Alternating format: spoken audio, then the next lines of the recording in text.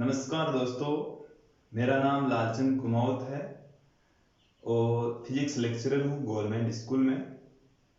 आज मैंने अपना यूट्यूब चैनल स्टार्ट किया है BCS बेसिक फिजिक्स नाम से, और इस चैनल में कक्षा 11, 12 और BSc की फिजिक्स के टॉपिक्स के कंसेप्ट सॉल्व करेंगे। आज कक्षा 12 की फिजिक्स स्टार्ट करने जा रहा हूं और कक्षा 12 की फिजिक्स में जो फर्स्ट यूनिट है वो है स्थिर विद्युत की। इस फर्स्ट यूनिट में 4 टॉपिक आते हैं मेनली: विद्युत क्षेत्र, विद्युत विभवांतर, विद्युत स्थितिज ऊर्जा तथा विद्युत धारिता। इन चारों टॉपिकों का अध्ययन करेंगे।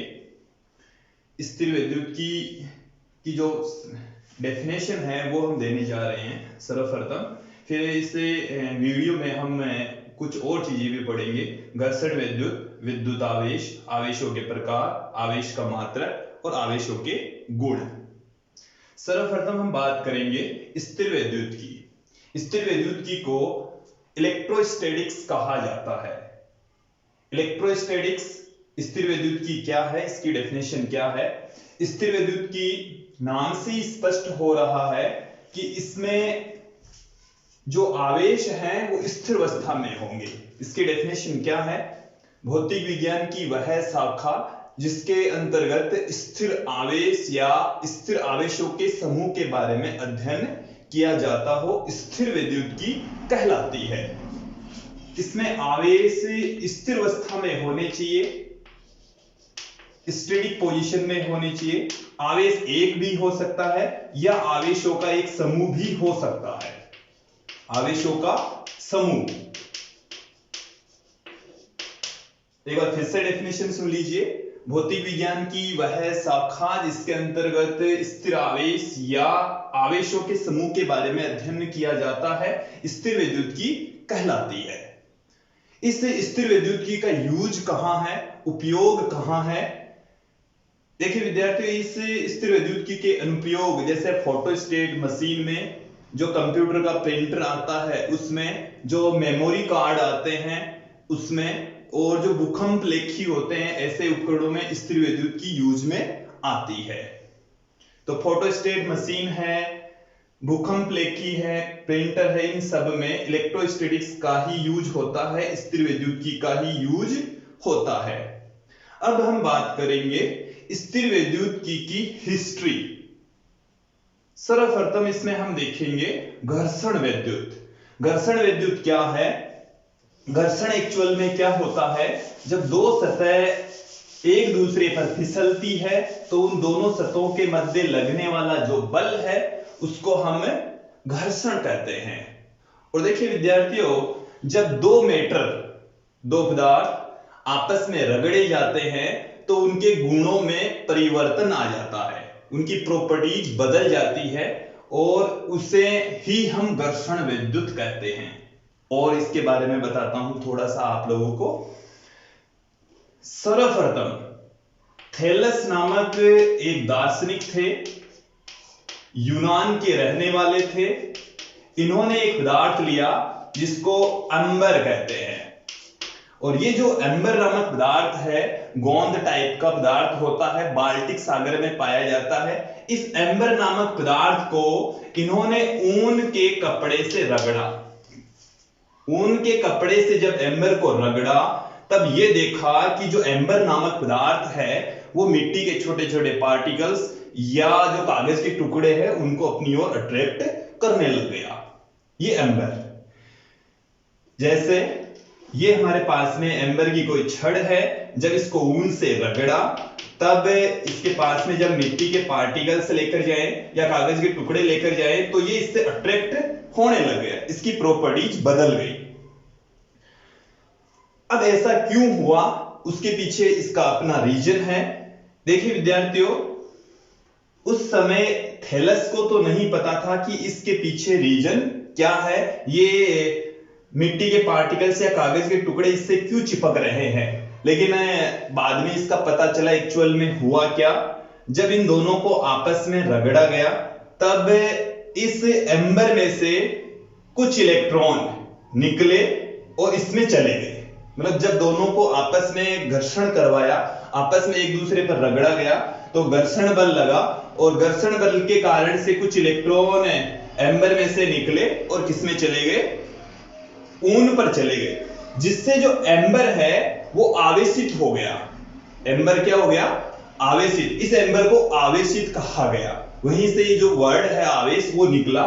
एम्बर को आवेशित वस्तु कहा गया और इसकी प्रॉपर्टीज बदलती है घर्षण की वजह से। आपस में इन दोनों के रगड़ने से इसकी प्रॉपर्टीज बदलती है। प्रॉपर्टीज क्या बदली कि ये मिट्टी के पार्टिकल्स या कागज के टुकड़ों को अपनी ओर अट्रैक्ट करने लगेगा और उसी को ही हम घर्षण विद्युत कहते हैं। घर्षण के कारण से वस्तु का चार्ज होना, विद्युतमय होना घर्षण विद्युत कहलाता है। समझ में आ गया होगा इतना तो। अब हमारे व्यवहारिक जीवन में भी ऐसा बहुत बार होता है, जैसे हम अपने बालों में कंघा करें, थोड़े से बाल रूखे से हो और उसमें बार बार कंघा गुजारे, या कोई प्लास्टिक का पेन यदि उसमें से गुजारे तो पेन या कंघा चार्ज हो जाता है और उसको पेन को, कंघे को मिट्टी के पार्टिकल्स के पास में ले जाएंगे तो वो भी उससे अट्रैक्ट हो जाएंगे। इसके अलावा जैसे हम प्लास्टिक की कुर्सी पर बैठे हैं और प्लास्टिक की कुर्सी से हमारे हाथ बार बार रगड़े जा रहे तो हाथ के ऊपर जो बाल हैं वो चार्ज हो जाते हैं और वो उसी कुर्सी से अट्रैक्ट होने लगते हैं। तो ये वही घटना है जो हम अपने व्यवहारिक जीवन में देखते हैं। एम्बर और ऊन का एक जोड़ा है, वैसे ही और भी अन्य जोड़े खोजे गए। जब ऊन को एम्बर से रगड़ा तो इसकी प्रॉपर्टी बदली। वैसे ही कांच की छड़ को रेशम के कपड़े से रगड़ने पर, कांच की छड़ को किससे रगड़ा जाए, रेशम की कपड़े से, और बिल्ली की खाल को एबोनाइट की छड़ या प्लास्टिक की छड़ से रगड़े तो एबोनाइट की छड़ और या प्लास्टिक की छड़ है वो भी चार्ज हो जाती है, आवेशित हो जाती है। अब हम बात करेंगे कि ऐसा क्यों हुआ, जब इन दोनों को आपस में रगड़ते हैं तब इसकी प्रॉपर्टीज क्यों बदली, इसमें ऐसा क्या परिवर्तन आया। एक्चुअल में हम एम्बर और ऊन के स्थान पर हम कांच की छड़ ले लेते हैं और इसको हम रगड़ेंगे रेशम के कपड़े से। ये रेशम का कपड़ा हमने कंसीडर कर लिया है। जब इन दोनों को आपस में रगड़ेंगे तो कांच की छड़ में भी वैसी ही प्रॉपर्टी आ जाएगी, ये भी मिट्टी के पार्टिकल्स को अपनी ओर अट्रैक्ट करने लग जाती है। एक्चुअल में हुआ क्या, जब देखते हैं। एम्बर और ऊन का एक जोड़ा है, वैसे ही और भी अन्य जोड़े खोजे गए। जब ऊन को एम्बर से रगड़ा तो इसकी प्रॉपर्टी बदली। वैसे ही कांच की छड़ को रेशम के कपड़े से रगड़ने पर, कांच की छड़ को किससे रगड़ा जाए, रेशम की कपड़े से, और बिल्ली की खाल को एबोनाइट की छड़ या प्लास्टिक की छड़ से रगड़े तो एबोनाइट की छड़ और या प्लास्टिक की छड़ है वो भी चार्ज हो जाती है, आवेशित हो जाती है। अब हम बात करेंगे कि ऐसा क्यों हुआ, जब इन दोनों को आपस में रगड़ते हैं तब इसकी प्रॉपर्टीज क्यों बदली, इसमें ऐसा क्या परिवर्तन आया। एक्चुअल में हम एम्बर और ऊन के स्थान पर हम कांच की छड़ ले लेते हैं और इसको हम रगड़ेंगे रेशम के कपड़े से। ये रेशम का कपड़ा हमने कंसीडर कर लिया है। जब इन दोनों को आपस में रगड़ेंगे तो कांच की छड़ में भी वैसी ही प्रॉपर्टी आ जाएगी, ये भी मिट्टी के पार्टिकल्स को अपनी ओर अट्रैक्ट करने लग जाती है। एक्चुअल में हुआ क्या, जब इन दोनों को हमने रगड़ा तब हमने ऊर्जा दी, कार्य किया और उस कार्य से कुछ इलेक्ट्रॉन कांच की छड़ में से निकले और वो रेशम के कपड़े पर चले गए। हमने ऊर्जा दी, कार्य किया, कांच की छड़ में से इलेक्ट्रॉन रेशम के कपड़े पर चले गए। उसके पीछे रीजन क्या है कि जब हम इन दोनों को आपस में रगड़ते हैं, कार्य करते हैं, ऊर्जा देते हैं और उस ऊर्जा को ये इलेक्ट्रॉन प्राप्त करते हैं, जिससे वो कांच की छड़ से रेशम के कपड़े पर चले जाते हैं। देखिए उसके लिए हम पहले एक वर्ड को समझेंगे, कार्यफलन को। कार्यफलन कहते किसे हैं कि किसी भी परमाणु की बाह्यतम कक्षा में उपस्थित इलेक्ट्रॉन को परमाणु से अलग करने के लिए आवश्यक जो ऊर्जा है उसी को हम कार्यफलन कहते हैं। कार्य एक्चुअल में है क्या? ऊर्जा, जो हम इन दोनों को आपस में रगड़ने पर खर्च कर रहे हैं। अब जो कांच की छड़ है इसके लिए जो कार्यफलन की वैल्यू होती है वो कम होती है, और कार्यफलन का मान कम होने का मतलब ये हो गया कि इसमें से इलेक्ट्रॉन निकालना आसान है। कार्यफलन कम तो कांच की छड़ में से आसानी से इलेक्ट्रॉन निकल जाएंगे। तो जब इन दोनों को आपस में रगड़ते हैं तो इसमें से इलेक्ट्रॉन पहले निकलेंगे, और जब इसमें से इलेक्ट्रॉन निकलेंगे तो ये भी चार्ज हो जाएगा, ये भी चार्ज हो जाएगा, दोनों चार्ज होंगे। ये धनावेशित हो जाता है और ये ऋणावेशित हो जाता है, तो चार्ज हो जाएगा दोनों ही मेटल। एक मिनट, अब देखेंगे हम आगे कि ये जो एम्बर नामक पदार्थ था इसको ग्रीक भाषा में इलेक्ट्रम कहा जाता है। एम्बर को ग्रीक भाषा में इलेक्ट्रम कहा जाता है, और उसी के आधार पर इलेक्ट्रम, उसी के आधार पर ही इलेक्ट्रॉन, इलेक्ट्रोस्टैटिक्स, इलेक्ट्रोमैग्नेटिज्म आदि का नामकरण हुआ है। कि एम्बर को ग्रीक भाषा में, यूनान में इलेक्ट्रम कहा जाता है, और इलेक्ट्रम से ही क्या बना है? इलेक्ट्रॉन बना है, इलेक्ट्रोस्टैटिक्स बना है, इलेक्ट्रोमैग्नेटिज्म बना है, आदि का नामकरण इसी के आधार पर ही हुआ है।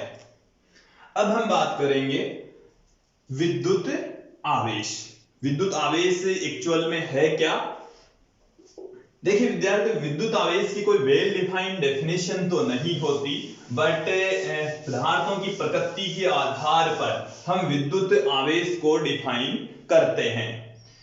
जैसे कि हमारे पास में कोई मैटर है और इस पर विद्युत आवेश, जैसे कोई आवेश कंसीडर कर लिया हमने, आवेश को Q से डिनोट करते हैं, तो ये जो आवेश है अपने चारों ओर एक क्षेत्र उत्पन्न करता है जिसको विद्युत क्षेत्र कहा जाता है। क्या कहा जाता है? विद्युत क्षेत्र। और जब यही मैटर गति करता है तो आवेश भी गति करेगा, जिससे विद्युत क्षेत्र के साथ में एक क्षेत्र और उत्पन्न होता है जिसको हम चुंबकीय क्षेत्र कहते हैं। तो किसी पदार्थ का वह गुण है जिसके कारण से विद्युतीय और चुंबकीय प्रभाव उत्पन्न हो, उसी को हम विद्युत आवेश कहते हैं। विद्युत आवेश की डेफिनेशन एक बार फिर से सुन लेंगे, समझ लेंगे कि पदार्थ का वह गुण जिसके कारण से विद्युतीय व चुंबकीय प्रभाव उत्पन्न हो, विद्युत आवेश कहलाते हैं। ये विद्युत आवेश की डेफिनेशन हुई है। इसके बाद में हम बात करेंगे आवेशों के प्रकार की। आवेश कितने प्रकार के होते हैं? एक साइंटिस्ट हुए बेंजामिन फ्रैंकलिन। बेंजामिन फ्रैंकलिन ने आवेशों का वर्गीकरण किया। जब कांच की छड़ और रेशम के कपड़े को आपस में रगड़ा गया, तब उन्होंने कांच की छड़ पर उपस्थित आवेश को धनावेश कहा। कांच की छड़ पर उपस्थित आवेश को धनावेश और रेशम के कपड़े पर उपस्थित आवेश को ऋणावेश कहा गया। अर्थात जो आवेश हैं वो दो प्रकार के होते हैं, धनावेश और ऋणावेश।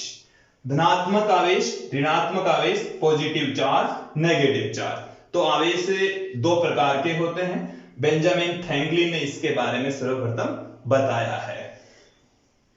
फिर हमारा अगला जो बिंदु है वो है आवेश का मात्रक। आवेश की इकाई क्या है, आवेश की यूनिट क्या है, डायमेंशन क्या है, ये हम देखेंगे। देखिए विद्यार्थियों, जो आवेश है उसकी यूनिट फाइंड आउट करने के लिए हम विद्युत धारा की डेफिनेशन को यूज में लेंगे। हम आवेश का मात्रक देख रहे हैं। विद्युत धारा को I से डिनोट करते हैं। विद्युत धारा की डेफिनेशन है आवेशों के प्रवाह की दर। आवेशों के प्रवाह की दर आवेश बट्टा समय होता है। विद्यार्थियों, आवेश को Q से डिनोट करते हैं, समय को T से डिनोट करते हैं। आवेश का जो मात्रक है इसकी इस फॉर्मूले से हम फाइंड आउट कर लेंगे।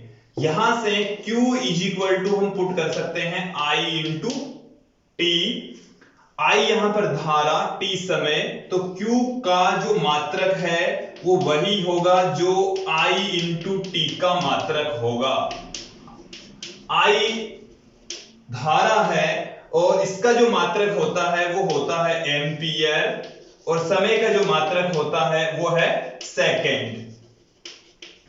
एम्पियर इंटू सेकंड को कूलाम कहा जाता है। कूलाम को C से डिनोट करते हैं, कूलाम को C से डिनोट करेंगे। ये आवेश का SI पद्धति या MKS पद्धति में मात्रक होता है। इसके अलावा आवेश के अन्य पद्धतियों में मात्रक देखेंगे, अन्य मात्रक भी हम बात करते हैं। यहां तक आवेश का मात्रक कूलाम समझ में आ गया। फिर देखिए हम बात करेंगे CGS पद्धति में इसका मात्रक क्या होता है। CGS पद्धति में आवेश का जो मात्रक है वो होता है स्टेट कूलाम। स्टेट कूलाम को ESU से लिखेंगे। इस ESU का मतलब होता है इलेक्ट्रोस्टैटिक यूनिट, स्थिर वैद्युत मात्रक। स्थिर वैद्युत मात्रक ESU से डिनोट करते हैं। अब हम एक कूलाम और स्टेट कूलाम के बीच में रिलेशन देखेंगे। एक कूलाम बराबर होता है 3 × 10⁹ स्टेट कूलाम। ये रिलेशन काम का है, याद रखने योग्य है।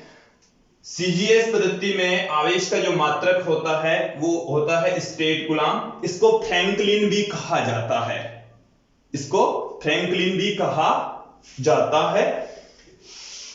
आवेश का जो सबसे बड़ा मात्रक है वो होता है फैराडे। आवेश का सबसे बड़ा मात्रक फैराडे होता है। सबसे बड़ा मात्रक फैराडे होता है।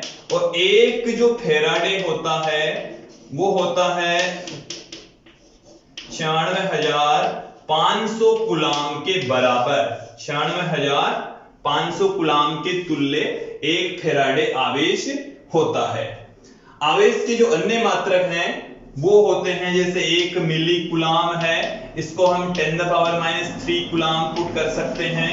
1 माइक्रो कूलाम है, 10⁻⁶ कूलाम पुट कर सकते हैं। 1 नैनो कूलाम को 10⁻⁹ कूलाम पुट कर सकते हैं। 1 पिको कूलाम को 10⁻12 कूलाम पुट कर सकते हैं।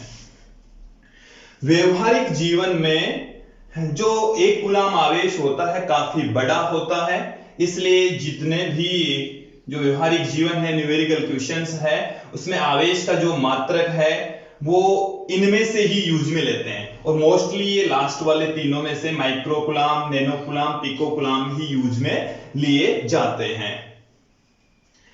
अब हमें आवेश का तो ये तो हुआ मात्रक। आवेश की जो विमा है वो जो फॉर्मूला है धारा का, उसी फॉर्मूले से हम आपको बताएंगे। आवेश Q बराबर होता है I इंटू टी। Q की विमा वही होगी जो I इंटू टी की विमा होगी। I की जो विमा है वो हो गई है A1 और T की जो विमा है वो हो गई T1। तो जो आवेश है उसकी विमा होती है A1 T1। आवेश एक अदिश राशि होती है। आवेश कैसी राशि है? एक अदिश राशि होती है, अर्थात आवेश को व्यक्त करने के लिए दिशा की आवश्यकता नहीं होती। यह एक अदिश राशि होती है।